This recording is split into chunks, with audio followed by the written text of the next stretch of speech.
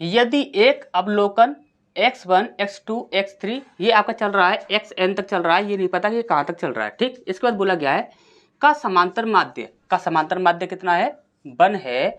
तो x1 upon के, x2 upon के, x3 अपॉन के, और ये भी आपका कहाँ तक चल रहा है, कहाँ तक चल रहा है ये हमें नहीं पता। ठीक, तो इसका समांतर माध्य क्या होगा ये हमसे यहाँ पर पूछा गया है। ठीक, तो देखिए वैसे तो काफ़ी इजी है, यदि आपने औसत वाला जो टॉपिक है वो यदि आपने पढ़ा हो तो आपको काफ़ी इजी लगेगा।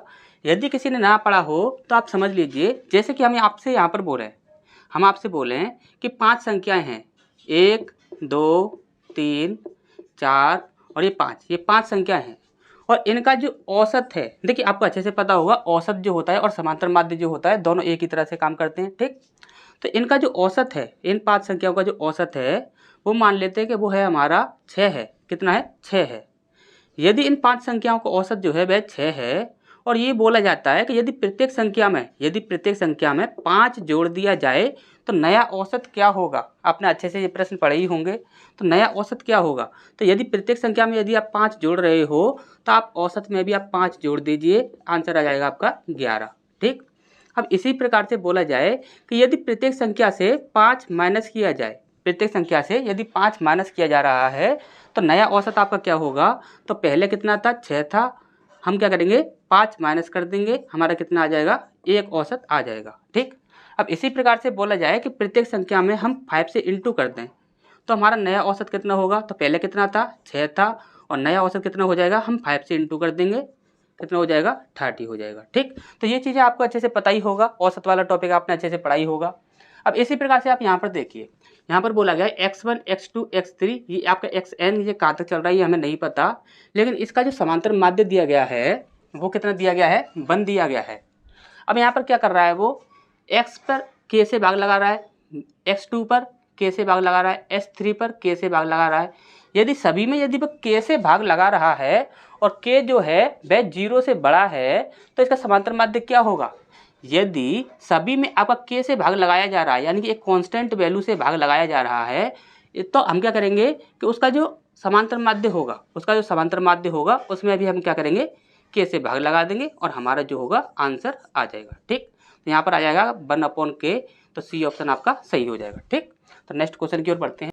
इसका नेक्स्ट प्रश्न है हमारे यहाँ बोला गया है 13/16 भाग की भूमि का मूल्य क्या होगा जिसके 9/7 भाग का मूल्य कितना है, इतना दिया हुआ है। ठीक, अब यहाँ पर आप ध्यान समझिएगा, वैसे इस प्रश्न में देखने को तो वैसे कुछ भी नहीं है, लेकिन इसमें छोटी सी कैलकुलेशन है, बस कैलकुलेशन ही आपको समझनी है। जैसे कि यहाँ पर बोला गया है 9/7 भाग का मूल्य कितना है, 10116।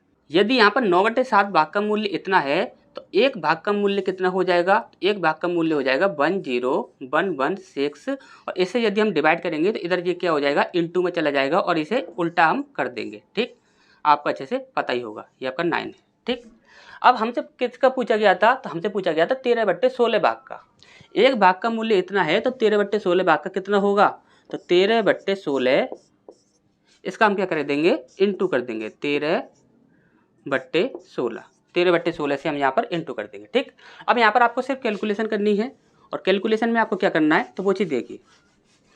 जैसे कि आपको यहाँ पर दिख रहा है 6, 7, 8, 9, यानी कि 9 से ये संख्या पूरी तरह से डिवाइड हो जाएगी, तो ये इसे 9 से डिवाइड कर देते हैं। 9 एकम 9, 9 एकम 9, इसके बाद बचा आपका 1, तो 9 एकम 9, यहाँ पर आपका बचा 2, 9 दूनी 18, 3 बचा, 9 चौक 36। ठीक, इतना ये यहाँ पर आकर डिवाइड हो जाता है। अब इसके बाद यहाँ पर देख रहे हो, यहाँ पर आपका 16 है और यहाँ पर ये आपका इतना है, तो देखिए ये 2 से भी डिवाइड हो जाएगा, इसे 4 से डिवाइड कर लेते हैं। ठीक है, 4 चौक 16, 4 दूनी 8, 3 बचा, 4 अट्ठे 32, और यहाँ पर 4 एकम 4, तो ये इतनी बार आपका यहाँ पर डिवाइड हो जाएगा। यहाँ पर बचा है 4 बचा है और यहाँ पर आपका इतना बचा है। ठीक, अब यहाँ पर हो जाता है आपका 13 सत्ते 91, और इसमें हमें इंटू करना है 281 और 91 से तो काफ़ी जल्दी हो जाएगा, क्योंकि यहाँ पर हो जाएगा 182, 9 एकम 9, 8 9 72, 9 दूनी 18, 25 हो गया। ठीक, अब यहाँ पर 1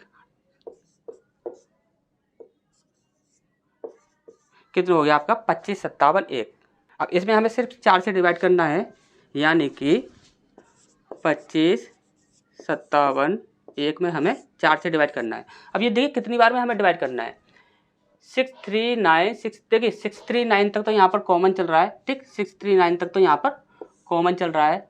अब इसके बाद आपका आ रहा है यहाँ पर अलग अलग हो गए हैं, तो यानी कि 4 बार हमें डिवाइड करना होगा, ठीक। तो यहाँ पर देखिए 4 6 24 बचा आपका 1, 4 3 12, 3 बचा आपका, इसके बाद 4 नाम 36, यहाँ पर आपका 1 बचा और 4 दूनी 8, यानी कि 2 जहाँ पर भी आ रहा हो वही आपका आंसर है। तो यहाँ पर कितना आ रहा है, बना, यहाँ पर आपका 4 आ रहा है, यहाँ पर आपका बना आ रहा है, तो ये आपके कैंसिल हो जाएंगे और यहाँ पर आपका 2 आ रहा है, यही आपका सही आंसर हो जाएगा, ठीक। अगर आप ये बोल रहे हो कि यहाँ पर इसको हमने ट्रिक से सॉल्व क्यों नहीं किया, इसमें भाग जो लगाया वो ट्रिक से क्यों नहीं लगाया, तो आप ये बात ध्यान से समझिए, यहाँ पर सभी संख्याएं जो थी वो आपकी पॉइंट में थी, इसलिए यहाँ पर क्या किया कि ट्रिक नहीं लगाई है, ठीक। तो नेक्स्ट क्वेश्चन की ओर बढ़ते हैं। इसके बाद नेक्स्ट प्रश्न हमारे यहाँ बोला गया है, त्रिभुज ABC में बिंदु D और E क्रमशः AB और AC पर पड़ते हैं, AB और AC पर पड़ते हैं। अब इसके बाद बोला गया है DE आधार, DE क्या है, आधार है, जो कि BC के समानांतर है, यानी कि दोनों में क्या है, समान अंतर है। O जो है वह B और E और CD, BE और CD को प्रतिच्छेद करता है। यदि AD अनुपात DB ये आपका 4:3 दिया है, तो DO से DC का अनुपात क्या होगा, DO से DC का अनुपात क्या होगा, ये हमें यहाँ पर बताना है। अब यहाँ पर आप ध्यान से समझिएगा, जैसे कि हम यहाँ पर बोलें कि ये क्या है, ये आपका एक त्रिभुज है, जैसा कि बोला गया है ये आपका एक त्रिभुज है A, B और C, ठीक, ये आपका एक त्रिभुज है A, B और C।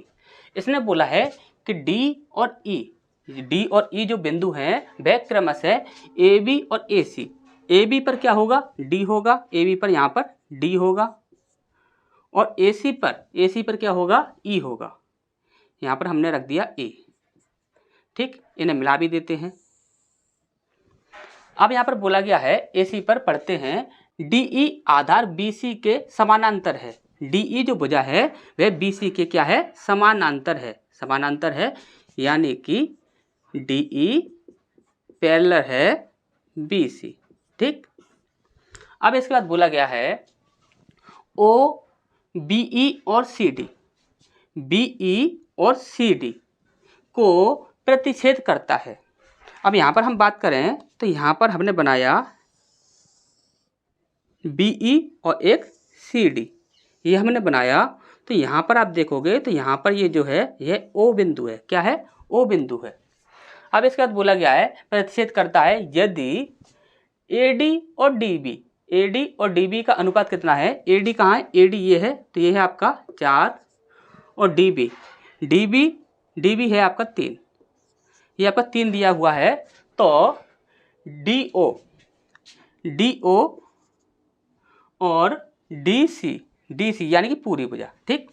अब यहाँ पर आप ध्यान से समझिएगा, सबसे पहली बात तो ये दोनों जो लाइनें हैं, ये दोनों लाइनें यदि समानांतर हैं तो आप ये कह सकते हो कि ये AD और E, ADE जो त्रिभुज है वह ABC, यानी कि हम यहाँ पर लिख देते हैं ADE, यह आपका समरूप होगा किसके, ABC के, ठीक। अब यहाँ पर आप देखोगे तो ADB ये आपका एक छोटा त्रिभुज दिख रहा है, ये जो छोटा त्रिभुज होगा ये बड़े त्रिभुज ABC के क्या है, समरूप है, क्योंकि यहाँ पर क्या है कि ये दोनों जो लाइनें हैं DE और BC ये क्या है, आपके समानांतर है, ठीक।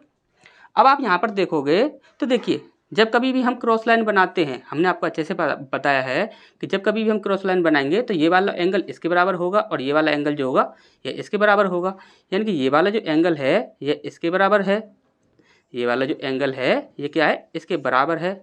यदि हम इसे बोलते हैं कि ये आपका Z डिग्री है तो आप बोलोगे ये भी क्या है, Z डिग्री है, ठीक। और हमने आपको बताया था, जैसे कि आप ये देख रहे हो कि ये वाली रेखा और ये वाली रेखा दोनों क्या हैं, समानांतर रेखाएं, और जब दो समानांतर रेखाओं को एक तिर्यक रेखा काटेगी तो यहाँ पर आपको Z दिख रहा है, क्या दिख रहा है, Z दिख रहा है, ये आपको एक Z दिख रहा है इस प्रकार से। जब जेड दिख रहा है तो ये वाला कोण और ये वाला कोण आपस में बराबर होंगे। यानी कि हम ये कह सकते हैं यहाँ से यूँ हम इस प्रकार से जेड बनाते हैं तो ये वाला एंगल यदि हम बोल दें कि ये एक्स डिग्री है तो ये वाला एंगल जो होगा ये भी आपका क्या होगा, एक्स डिग्री होगा। अब इसी प्रकार से हमने यहाँ से स्टार्ट किया यूँ, यदि इसी प्रकार से यहाँ से यूँ स्टार्ट करें तो यहाँ से हम यूँ आएंगे, फिर यूँ जाएंगे, फिर यूँ आएंगे। यानी कि ये वाला एंगल हम यदि बोलें कि 22 डिग्री है तो ये वाला एंगल भी क्या होगा, यह भी आपका 22 डिग्री हो जाएगा।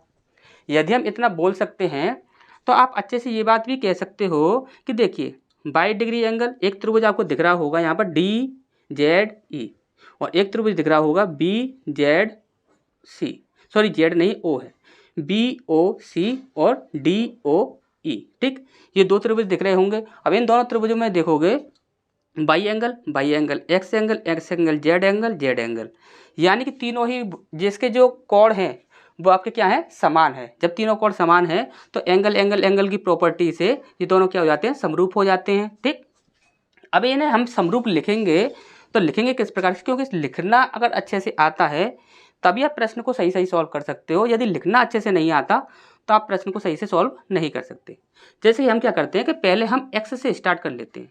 तो हमने लिया ई त्रिभुज, हमने लिया ई, एक्स के बाद हमने लिया बाई, तो यहाँ पर हमने रखा डी, और इसके बाद हमने बाई से गए जेड पर गए तो ये क्या है, ओ। ये त्रिभुज जो है वह समरूप होगा किसके, हम फिर से हम जब नीचे वाले त्रिभुज में आएंगे तो हमने एक्स से ही स्टार्ट किया था तो एक्स से ही स्टार्ट करना है।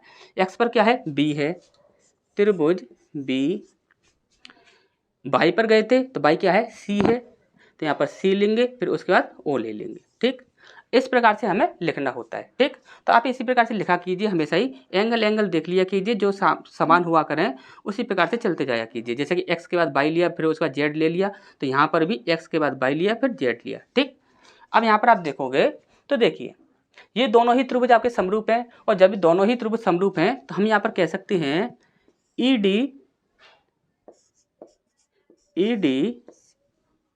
और यहाँ पर क्या लेंगे हम, BC, ये बराबर होगा EO, अब यहाँ पर लेंगे हम BO, इसी प्रकार से हम लेंगे DO, और यहाँ पर क्या लेंगे हम, CO, इस प्रकार से आपका बनेगा। अब यहाँ पर हम देखिए, यहाँ पर ध्यान से समझिएगा, ये त्रिभुज जो है ये बड़े वाले त्रिभुज के समरूप है, ये त्रिभुज जो है ये इस त्रिभुज के समरूप है। यदि इस भुजा की बात की जाए, यदि ये 4 है तो आपको अच्छे से पता होगा कि ये भी आपकी 4 हो जाएगी। अब यहाँ पर ये देखें कि यहाँ पर देखिए ये है, यहाँ से लेकर यहाँ तक आपकी कितनी है, 4 है, और यहाँ से यहाँ तक कितनी है आपकी 3 है, तो ये टोटल कितनी हो गई, 4 और 3 7 हो गई। ठीक, कितनी हो गई, ये 7 हो गई। यदि यहाँ से यहाँ तक ये पूरी 7 है तो यहाँ से यहाँ तक इस त्रिभुज में देखा जाए तो ये भी क्या होगी, आपकी 7 होगी। ठीक, अब यहाँ पर हमें जो रेशियो निकालना है वो किसका निकालना है, DO, यानी कि DO और CO, यानी कि DO और CO, यहाँ पर हमें कोई भी एक मिलना चाहिए, या तो हमें DO मिलना चाहिए या फिर हमें CO मिलना चाहिए, कोई भी एक मिलना चाहिए जैसे कि हम दूसरा आराम से निकाल सकें। जैसे कि हम यहाँ पर बात करें तो हमें निकालना है, जैसे कि DO निकालना है तो हम DO को ले लेंगे। ठीक, तो यहाँ पर हम ले लेते हैं, भुजाएं हमारी दी हुई हैं, कौन सी दी हुई हैं, ED कहाँ पर है, तो देखिए ED जो भुजा है वो कितनी है, 4, तो ED को ले लिया हमने, ED 4 है आपकी, तो BC कितनी है, तो BC है आपकी 7। ठीक, इक्वल टू हमें ये लेना होगा, इसे हम छोड़ देंगे, इसे लेंगे, तो DO अपॉन CO। ठीक, अब यहाँ पर आप देखोगे तो DO की वैल्यू कितनी है, 4, CO की वैल्यू कितनी है, 7। यदि हम बोलें यहाँ पर देखिए DO की वैल्यू 4, CO की वैल्यू 7, DO यहाँ से लेकर यहाँ तक की जो वैल्यू है वो हमने 4 निकाली है, तो ये आपकी 4 रख सकते हैं। और यहाँ पर CO यहाँ तक की वैल्यू कितनी निकाली है, हमने 7 निकाली है, तो ये आपकी 7 हो जाएगी। अब यहाँ पर हमसे रेशियो किसका पूछा गया था, DO, यहाँ पर हम रखें DO अनुपात DC, तो DO का कितना है, तो DO का तो आपका 4 है, कितना है, 4 है। अब DC का कितना होगा, यानी कि D और C यानी कि पूरा हमें चाहिए, तो 7 और 4 कितने हो जाएंगे, 11। ठीक, कितना हो जाएगा, 11, यानी कि 4:11 हमारा आंसर हो जाएगा। ठीक, तो 4:11 कहाँ पर है, तो बी ऑप्शन आपका सही हो जाएगा। ठीक, तो नेक्स्ट क्वेश्चन की ओर बढ़ते हैं। इसके बाद नेक्स्ट प्रश्न हमारे यहाँ बोला गया है, यदि एक वृत्ताकार भूखंड की परिधि जो है वह एक वर्गाकार भूखंड के बराबर है तो उनके संबंधित क्षेत्रफलों का अनुपात क्या होगा। ठीक, जैसे कि यहाँ पर दिया गया है, एक है आपका वृत्ताकार भूखंड और एक है आपका वर्गाकार भूखंड। ठीक, इनका जो परिमाप है, परिमाप आपको अच्छे से पता होगा, इसकी परिधि जो होती है और इसका परिमाप होता है। ठीक, ये दोनों क्या है, बराबर हैं। परिधि यानी कि परिधि इसकी कितनी होती है, 2πr। इसकी परिधि जो है वह इसका परिमाप कितना होता है, 4a। ये दोनों आपस में क्या है, बराबर हैं। मानकर चलिए कि ये जो आपका वर्ग है, इसकी एक भुजा जो है वो हमने मान ली 1। यदि इसकी एक भुजा 1 मानी है तो आपको अच्छे से पता है कि सारी भुजाएं बराबर होती हैं, तो ये भी आपकी 1 होगी और ये भी 1 होगी और ये भी आपकी 1 होगी। तो टोटल इसका जो परिमाप हो गया वो कितना हो गया, 4 हो गया। यानी कि आप कह सकते हैं कि 4a बराबर कितना है, 4 है। और इसी प्रकार से हम बोलेंगे 2πr बराबर कितना होगा, 4 होगा। क्यों, क्योंकि दोनों के परिमाप जो हैं, परिधि और परिमाप क्या है, बराबर हैं। अब यहाँ पर आप देखोगे तो देखिए 4a बराबर आपका कितना है, 4, यानी कि a की वैल्यू कितनी आ गई आपकी, 1। ठीक, अब यहाँ पर आप देखोगे तो यहाँ पर 2 × पाई का मान 22/7 गुणा r बराबर 4 है आपका। अब यहाँ पर देखोगे तो 2 दूनी 4 और 2 से इसे काट दोगे 11, यानी कि r की वैल्यू कितनी आ गई आपकी, 7/11। कितनी आ गई आपकी, 7/11। r की वैल्यू यदि 7/11 आ रही है तो दोनों के क्षेत्रफलों का अनुपात पूछा गया है। इसका क्षेत्रफल कितना होता है, a² होता है, यानी कि 1 का स्क्वायर करेंगे तो वो आपका 1 ही बनेगा। ठीक, अब यहाँ पर हम बात करें तो इसका क्षेत्रफल का फॉर्मूला होता है πr²। कितना होता है, πr², तो यानी कि 22/7 गुणा 7/11 गुणा 7/11। अब यहाँ पर देखो तो 11 दूनी 22। ठीक, 7 से ये 7 कैंसिल हो जाएगा। अब यहाँ पर बचेगा आपका 7 दूनी 14 और यहाँ पर क्या है, 11, 14/11। यानी क्या है कि ये आपका जो आपका वृत्त है इसका क्षेत्रफल कितना है आपका, 7 दूनी 14, 14/11, 14/11। और यहाँ पर ये जो आपका वर्ग है उसका क्षेत्रफल कितना है, 1 है, यानी कि यहाँ पर हो जाएगा आपका वर्ग, यहाँ पर 1 है इसका। अब यहाँ पर आप देखोगे तो यहाँ पर इसे हम इधर ले आते हैं और इसे हम उधर ले जाते हैं, तो वृत्त अपॉन वर्ग, इनके क्षेत्रफल का रेशियो कितना हो जाएगा, 14/11। 14/11, तो यहाँ पर 14/11 हमारा आंसर आना चाहिए। ठीक, तो 14/11 कहाँ पर है, डी ऑप्शन आपका सही हो जाएगा। ठीक, तो नेक्स्ट क्वेश्चन की ओर बढ़ते हैं। इसके बाद नेक्स्ट प्रश्न हमारे यहाँ बोला गया है 54, 66 और 90 का महत्तम समापवर्त क्या होगा। ठीक, तो देखिए काफ़ी इजी है निकालना।